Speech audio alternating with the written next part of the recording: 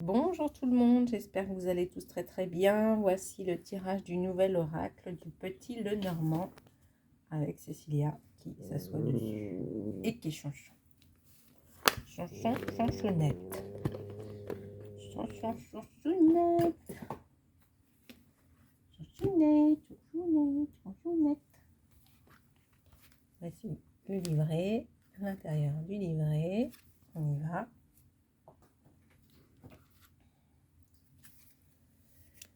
Donc c'est un tirage que je fais pour vous et pas pour moi. Il vous faut choisir l'une des trois cartes, vous poser une question et j'espère que ça répondra à votre question.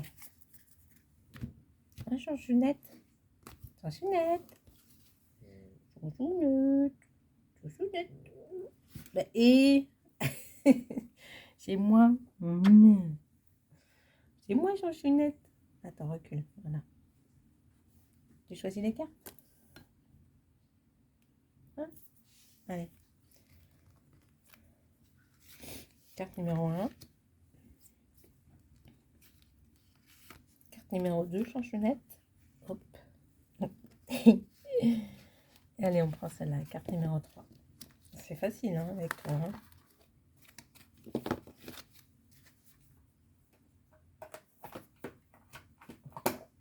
Allez, vous êtes prêts? Carte numéro 1.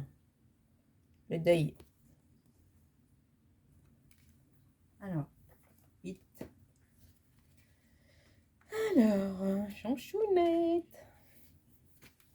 Au même titre que l'arcane sans nom dans le tarot de Marseille ou l'infortune dans le Béline, cette carte fait toujours peur. Cependant, il ne faut pas la prendre au premier degré. Le plus souvent, elle annonce la fin d'une situation, d'une façon de travailler, d'une relation ou d'une activité. Lorsqu'elle apparaît dans un jeu, elle annonce que le consultant est à la fin d'un bagne ou d'un cycle. Peut-être devra-t-il faire son deuil d'une situation. Par extension, elle peut être le symbole de souffrance, de problèmes émotionnels, de tristesse, d'une période de transition compliquée. Elle demande souvent d'accepter une chose ou qu'une relation se termine. Carte numéro 2, la maison. Non, rien.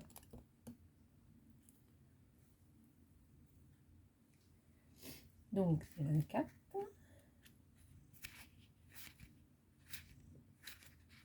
Alors,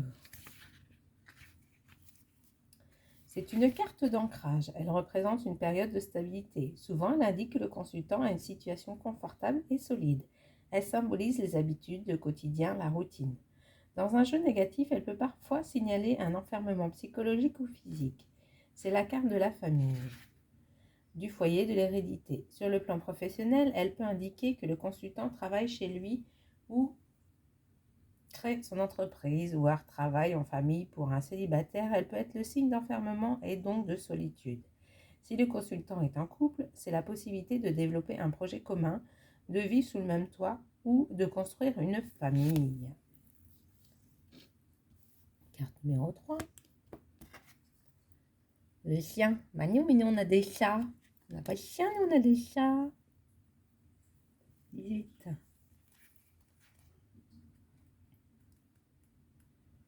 Alors. C'est une carte qui est toujours très appréciée puisqu'elle symbolise l'amitié, la bienveillance, le désintérêt, la sincérité, l'honnêteté ainsi que la sociabilité. Lorsqu'elle apparaît dans un tirage, elle signale que le consultant est bien entouré et qu'il peut compter sur ses amis.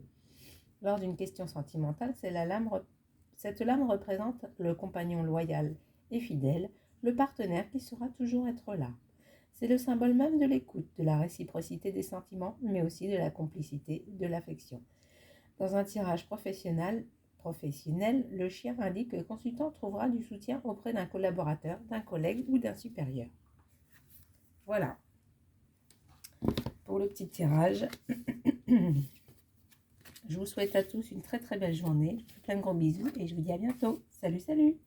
Un chanson. Chanson, dis au revoir, chanson. Voilà. Et vous dire au revoir aussi, chanson. Chanchounette. Oh, chanchounette.